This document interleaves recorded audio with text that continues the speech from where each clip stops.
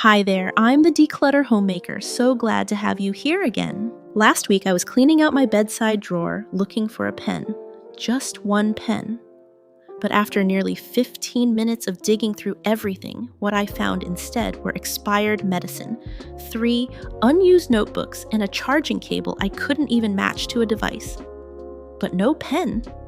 I stood there for a moment and realized my home wasn't messy. I was simply holding on to too many things that no longer fit my life. I used to think that if I just organized better, labeled things properly, and sorted every drawer, everything would fall into place. I tried, many times, but the more I organized, the more exhausted I felt. And then I learned something important. It wasn't about getting better at organizing, it was about having the courage to let go of what no longer serves my life today. Since then, my home has started to feel more breathable. Not just because there's more space, but because I'm no longer stuck in a loop with things that don't actually help me. And today, I want to share with you 10 categories of items that when you let them go, don't just clear up your space. They clear up the quiet heaviness you might not have even noticed. Some of these will make you think, that's exactly me. Others will help you take action right away. Let's get started.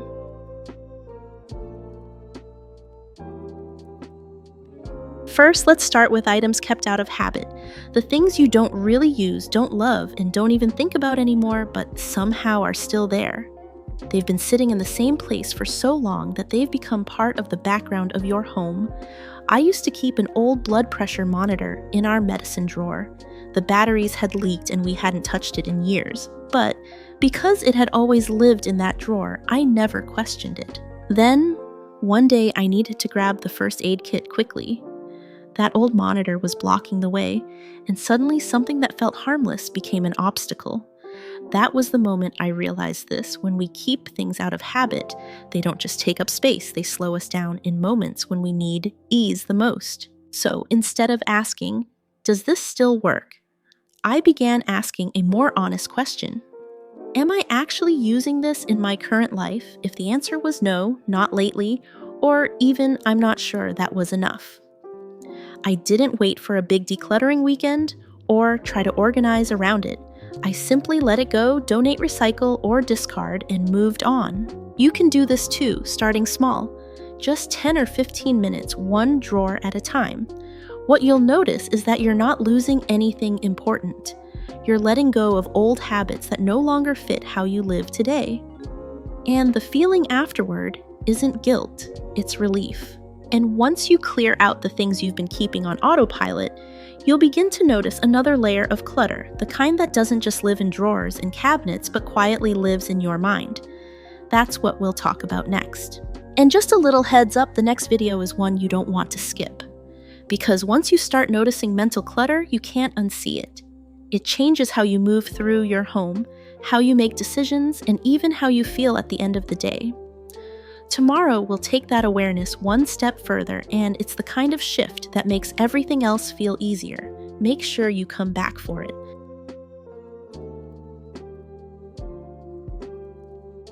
Next, let's move into a different kind of clutter, the kind that doesn't necessarily fill up your shelves, but quietly takes up space in your mind. These are items that trigger a little mental weight every time you see them. They might remind you of a task you haven't finished, a decision you've been avoiding, or a project you once meant to get to. For a long time, I had a small stack of papers sitting on my desk. Old receipts expired, warranties, a scribbled note from months ago that just said, "Call insurance." Nothing dramatic. But every time I looked at it, I felt tired. And the truth is, this isn't physical mess, it's mental clutter. These items make you spend energy remembering, avoiding, or silently nagging yourself about what you should do. But those shoulds never seem to happen. So here's the rule I started using. If looking at it makes me feel tired or behind it either needs to be dealt with or let go. Some things I chose to act on right away, scan a document, toss a receipt. Other things I gave myself permission to release entirely. And it was freeing.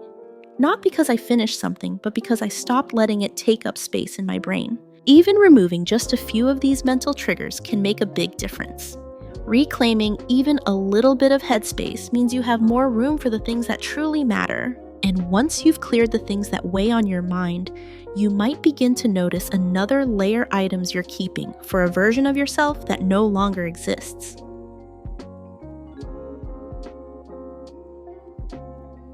Now let's talk about something a little more emotional, the things you're keeping, not for who you are today, but for who you used to be or hoped you might become. I used to have an entire shelf of art supplies, paints, sketchbooks, fancy markers.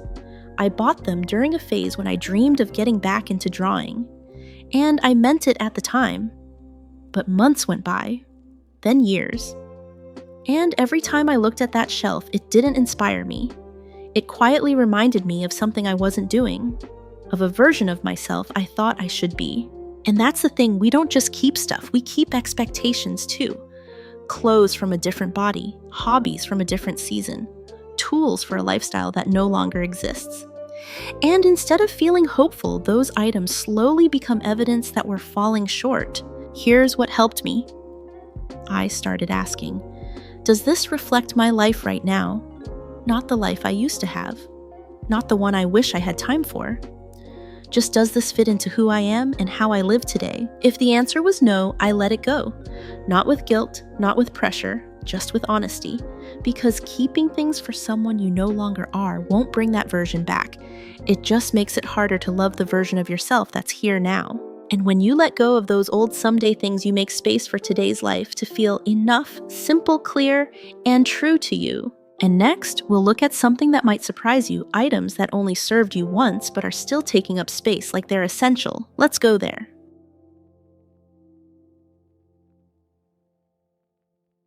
Now, let's talk about something many of us do without even noticing, keeping things we only used once and probably won't use again. A while back, we threw a dinosaur-themed birthday party for my child, and I bought a cute dinosaur-shaped cake mold. It was perfect for that day. But after the party, it just sat in the cabinet. Months later, I picked up a cold brew coffee maker just to try it. I used it once. Then it lived at the back of a shelf for the next year. We often hold on to these things thinking, maybe I'll need it again someday. But the truth is, if an item only fits one very specific situation, and that situation hasn't repeated, then it's not something your home needs long term. It's a leftover moment taking up space. So now when I come across things like themed baking molds, party supplies, or trend-based gadgets, I ask myself, have I used this at least once in the last year? If the answer is no, then I probably don't need to store it for another 12 months just in case. You can donate it, pass it along to a friend, or simply let it go. Clearing these one-time use items gives you more space in your kitchen, less visual clutter, and that peaceful feeling of not being surrounded by just-in-case objects. And once you get comfortable with keeping what you actually use repeatedly, you'll start to notice something else, items that seem helpful at first, but actually create more work for you.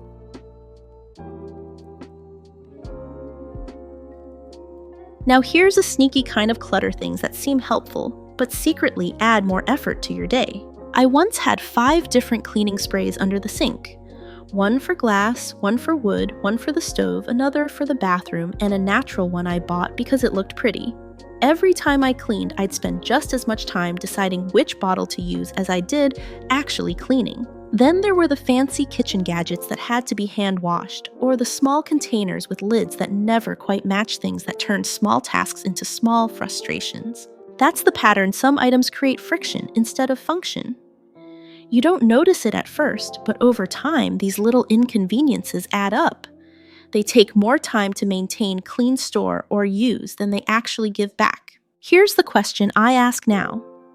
Does this item make things easier or more complicated? If something adds extra steps or makes a simple task feel like a chore, I take that as a sign it's not really serving me. So I let go of duplicates, fussy tools, and high-maintenance supplies. Now I have one all-purpose cleaner that does 90% of the job, a few containers that all stack together, and a lot more peace when I open my cabinets. And speaking of peace, sometimes the biggest source of tension isn't the items themselves, but the guilt we attach to them. That's what we're going to talk about next.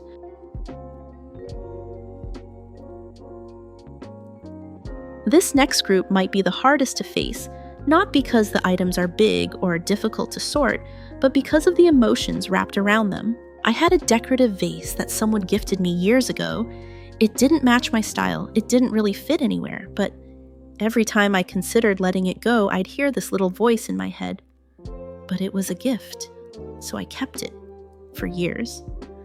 Not because I loved it, but because I didn't want to feel ungrateful.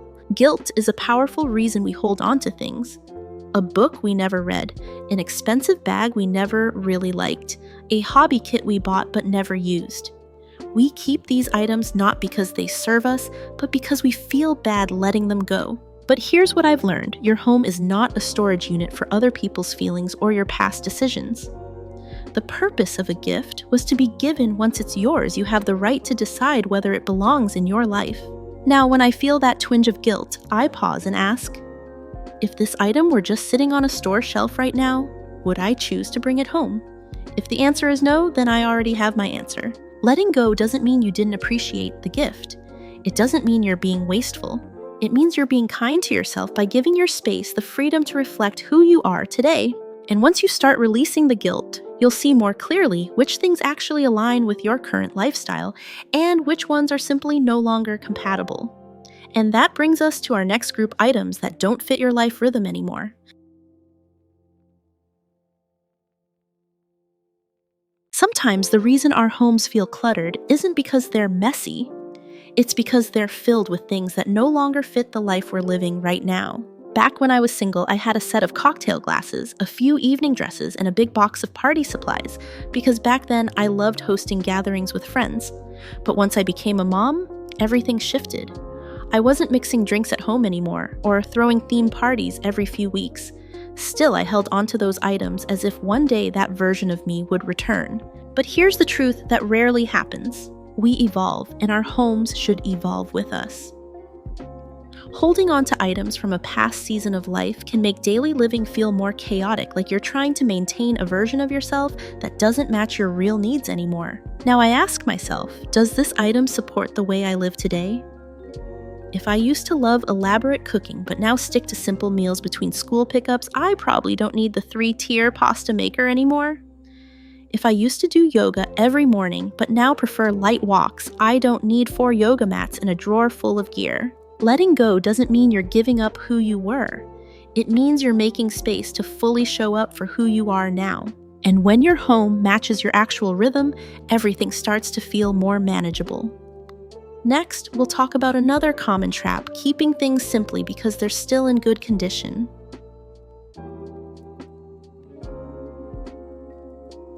Let's move on to something that quietly piles up in every home: items we don't use, but feel guilty getting rid of because they're still in good condition. I had a stack of tote bags from various events, the kind conference bags, free gift bags, reusable shopping totes with logos on them. None of them were my favorite, and they kept multiplying. But every time I tried to declutter, I'd think, well, it's still useful. I can't just toss it. The same happened with old mugs, backup kitchen tools, clothes that didn't fit quite right. They weren't broken, just unnecessary. But usefulness doesn't equal value. If something is technically still functional, but not something you actually choose or enjoy using, it's not adding value to your daily life. It's just taking up space and mental energy. The mindset shift here is simple but powerful. Just because something is still good doesn't mean it's still good for you. Now I donate or pass along those extra, just in case items: the second rice cooker, the worn but okay sandals, the gift set I never opened.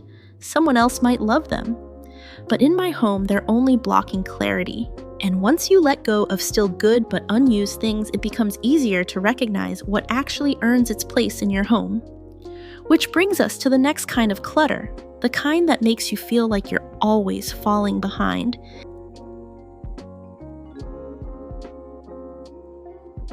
Sometimes clutter isn't loud. It's quiet, sitting in corners, tucked in drawers, silently whispering, "You should have done this by now." For me, it was a pile of craft supplies I bought with big plans, DIY projects I never started. Then there were the language books I meant to dive into, a half-finished vision board, unopened workout DVDs. Every time I saw them, I didn't feel inspired. I felt behind. We often hold on to these things with hope or pressure. Hope that we'll have time later. pressure that we should already be doing more. But when an item constantly triggers guilt instead of motivation, it's no longer helping you. It's just weighing on you. One small shift that helped me was this question. Is this something I genuinely want to do or something I feel I should want to do? If it's the second one, I gently let it go. I donated supplies, recycled notes, and stopped letting those items measure my worth by how productive or ambitious I was. Letting go of these should-do items isn't giving up on yourself. It's giving yourself the grace to live your actual life, not the version you once imagined. And the result, a clearer space, a lighter mind, less shame, more honesty. And now we've reached our final group, the things you've simply stopped noticing.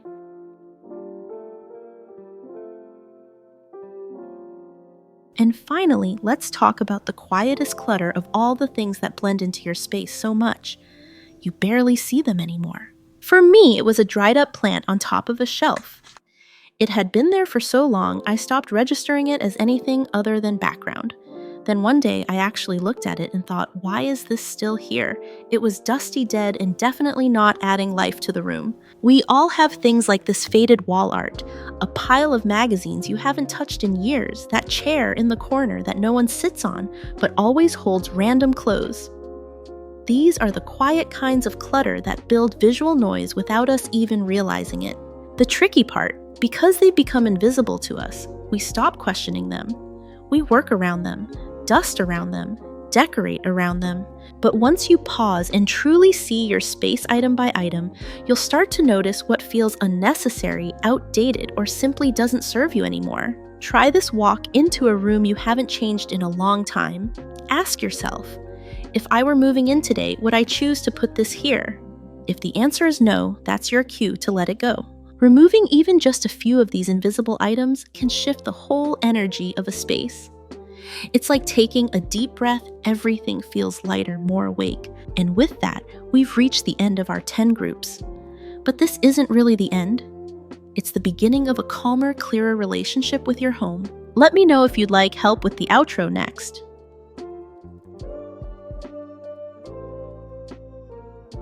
That was a lot to take in, but I hope you're not feeling overwhelmed. Because this process isn't about doing everything at once. It's about noticing what's been weighing on you and gently choosing to release what no longer fits your life. Maybe just one group spoke to you today, and that's more than enough. Start small. One shelf, one drawer, one quiet decision. That's how clarity builds. And remember, letting go doesn't mean letting yourself down. It means making space for who you are now, not who you used to be or who you thought you had to become. If this video gave you even one helpful shift in perspective, I'd love to hear. Leave a comment below and tell me what resonated most. And if you're ready to keep going, our next video will continue this journey one layer at a time to make your home feel lighter, calmer, and truly yours. See you there.